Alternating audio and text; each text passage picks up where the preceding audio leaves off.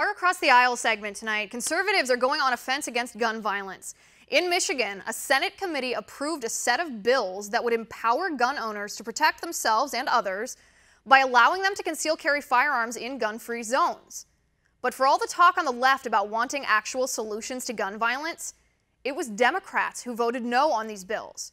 If Democrats really want to stop gun violence, why are they so quick to dismiss conservative solutions? With me now, Democratic strategist Jessica DeLoach. Jessica, good to see you. Hi, Liz.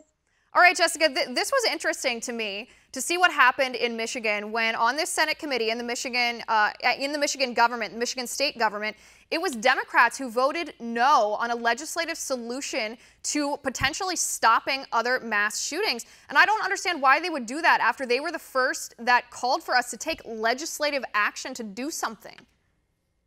Well, I think part of the problem here, or part of the challenge of getting Democrats on board, is that they have not been convinced that the expansion of guns into places that are considered safe spaces is the answer. Also, too, I know that in 2012, the governor vetoed legislation that would have allowed for this. And so now there's another opportunity for the Republicans to try to do what they think is best for their state. And, I can tell you, I live in a state where this conversation continues to arise. I will say one of the things that seemed to be a turning point in state government is when you have certain groups show up to lobby and to raise their voices about their concerns. So when you have hospital lobbyists, education lobbyists, people who have worked in law enforcement who have expressed their concerns about the expansion of guns into certain areas, people do listen to that. And so I can understand why there would be some hesitation there, but I can also say that for the Republicans to move forward with trying to find what they consider to be a solution, I get it. I totally get it. I just think that maybe the conversation needs to go a little bit deeper than just expansion only. There have got to be other ways to find solutions than just looking at this only.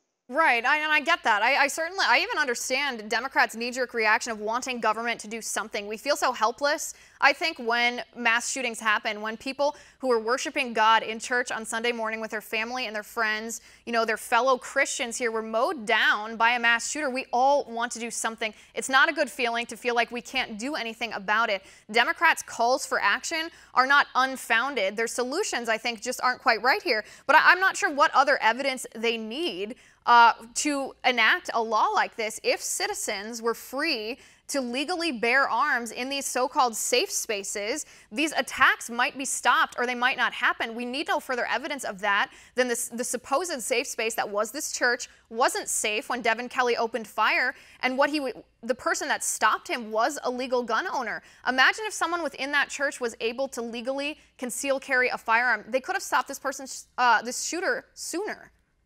Well, I definitely hear what you're saying. And another thing that comes to mind for me is this.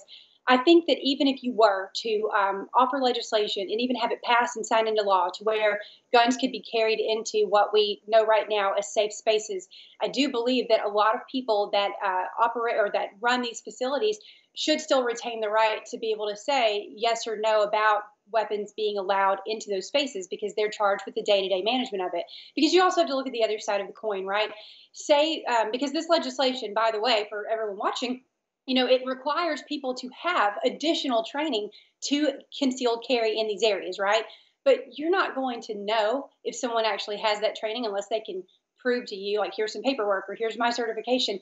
No one's going to do that. And a lot of people would argue back about having to do something like that. So there's a lot of mistrust on both sides of this conversation. And that's why I'm thinking that we have to go deeper than just the expansion of guns into these areas. There has got to be a way to find some solutions. And I will say, but I guess I don't understand what that way is, because it seems to me that if you look at the statistics here, all but something like 2, I think, of the mass shootings in the last 50 years have happened in these gun-free zones. Democrats sit here with that statistic in front of them and say, I don't know if that's the solution. I don't know if gun-free zones are the problems. But what would the problem be if it weren't gun-free zones? I mean, that coincidence is not a statistic. It leaves shooters and killers, these deranged maniacs, literally with sitting ducks before them. It is no coincidence that these shootings happen in these places. Well, I would say Republicans and Democrats who currently occupy office have failed us. And I will tell you one big reason why. The person who murdered all of these people while they were worshiping their God, he was able to get his hands on guns when he had a record of violent behavior. And for some reason, he was able to slip through the cracks, even though it had been documented.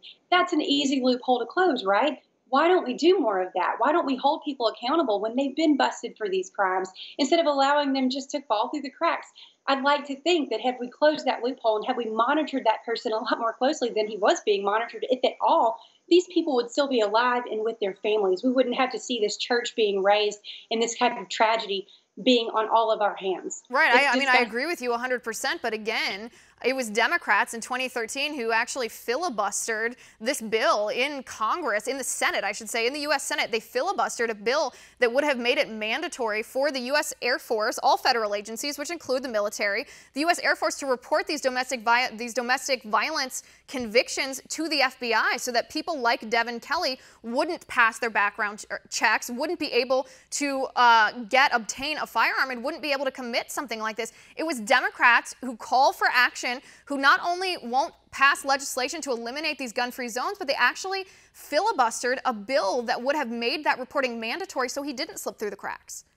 Well, and now look at where we are with a Republican-led Congress and a Republican-led White House. You know, we have this whole issue with bump stocks. That should be an easy fix, right? Well, ever since the shooting in Las Vegas, nothing's happened. And I just keep asking myself, what more is it going to take to get people in power to do something? Just something. Even the NRA, I think, would be willing to say, okay, let's move forward with getting rid of bump stocks. It was a novelty item to begin with, and nothing's happening. How can people feel encouraged if people in power do not do something? And I think because there's no evidence. I think, in my opinion, there's no evidence that bump stocks or that criminals wouldn't use these types of firearms if they were banned. So it's not a substantive piece of legislation to pass like these two other ones that I was speaking of. Jessica, I appreciate you always being willing to have this conversation. Thanks for being on the show.